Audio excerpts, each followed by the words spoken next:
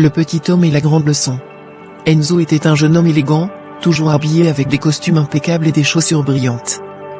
Mais il avait un défaut, il se croyait supérieur à tout le monde. Un matin, dans le métro bondé, il croisa un homme de petite taille, humblement vêtu. L'homme essayait de se frayer un chemin avec douceur. Mais Enzo, agacé, lança « Tu pourrais te dépêcher, Minus. Tu prends de la place pour rien. » L'homme releva la tête, surpris, mais ne dit rien.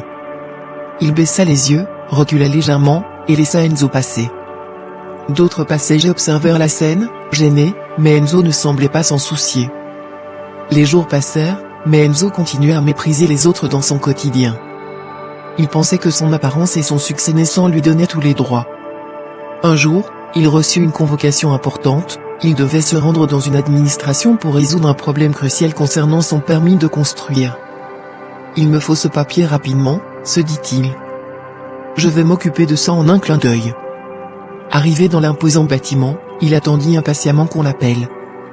Enfin, une secrétaire lui dit « Vous devez voir Monsieur D, c'est lui qui prend la décision finale. » Enzo entra dans le bureau en haussant les épaules, prêt à imposer son charisme habituel. Mais il s'arrêta net.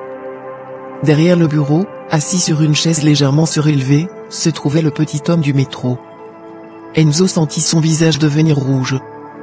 Il bafouilla « bonjour, monsieur », l'homme releva calmement la tête, le reconnaissant immédiatement. Mais son expression était paisible. « Ah, bonjour, monsieur.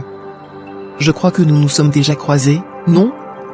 Enzo ne sut quoi répondre. Il se sentait minuscule, bien plus petit que l'homme qu'il avait méprisé ce jour-là. Monsieur D regarda calmement les documents de Enzo et dit « Votre dossier est incomplet. Je pourrais le refuser. » Enzo sentit son cœur s'accélérer. Il s'attendait à une revanche, mais l'homme continua « Cependant, tout le monde mérite une seconde chance. Je vais vous donner un délai supplémentaire pour compléter votre dossier. » Enzo, abasourdi, murmura un merci maladroit.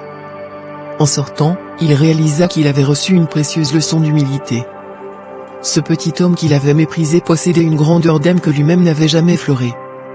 Moralité, ne méprise jamais personne.